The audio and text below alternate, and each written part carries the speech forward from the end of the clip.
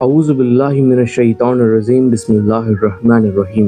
السلام علیکم امت محمد، آپ دیکھ رہے ہیں شیدائے محمد۔ جیسے کہ ہمارا موضوع ہے حضور نبی کریم محمد مصطفیٰ صلی اللہ علیہ وآلہ وسلم کے بارے میں۔ حضور کی پیدائش کی رات کعبے کا سجدہ کرنا اور بت کا منہ کے بل گرنا۔ حضرت عبد المطلب رضی اللہ تعالیٰ عنہ فرماتے ہیں کہ میں حضور صلی اللہ علیہ وسلم کی پیدائش کی رات میں کعبے کے پاس تھا۔ جب آدھی رات ہوئی تو میں نے دیکھا کہ کعبہ مقام ابراہیم کی طرف جھکا اور سجدہ کیا، اور اس سے تکبیر کی آواز آئی کہ اللہ اکبر اللہ اکبر، رب محمد المصطفیٰ الانا قد طہرانی رب من انجاسی الاصنام و ارجاسی المشرکین، یعنی اللہ بلند و بالا ہے، اللہ بلند و بالا ہے، وہ رب ہے محمد مصطفیٰ صلی اللہ علیہ وسلم کا۔ اب مجھے میرا رب بتوں کی گندگی اور مشرکوں کی نجاست سے پاک فرمائے گا۔ اور غیب سے آواز آئی، رب کعبہ کی قسم، کعبہ کو مقبولیات یعنی شان ملی، خبردار ہو جاؤ کعبہ کو ان کا قبلہ ٹھہرایا گیا،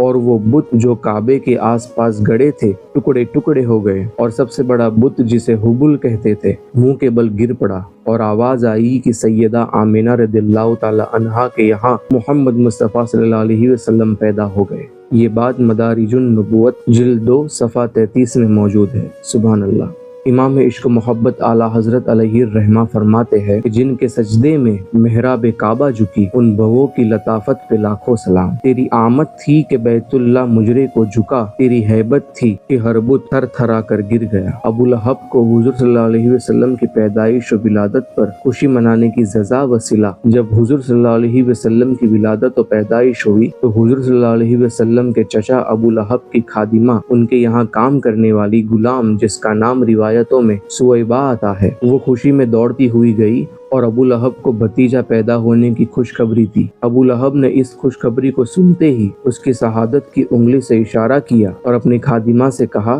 کہ مجھے اس خوشخبری دینے کی وجہ سے میں تجھے آزاد کرتا ہوں، اور سویبہ کو آزاد کر دیا، جس کا بدلہ ابو لہب کو یہ ملا کہ اس کی موت کے بعد اس کے گھر والوں نے اسے خواب میں دیکھا اور حال پوچھا تو اس نے اپنی انگلی اٹھا کر کہا، تم لوگوں سے جدا ہونے کے بعد مجھے کچھ کھانے پینے کو نہیں ملا سوائے اس کے کہ محمد صلی اللہ علیہ وسلم کی پیدائش کی خوشی میں سویبہ کو آزاد کرنے کی وجہ سے اس انگلی کے ذریعے پانی پلا دیا جاتا ہے۔ یہ بات بخاری شریف کتاب النکاح جلد 3 صفحہ 432 میں موجود ہے، اور سیرت مصطفیٰ صلی اللہ علیہ وسلم میں بھی موجود ہے۔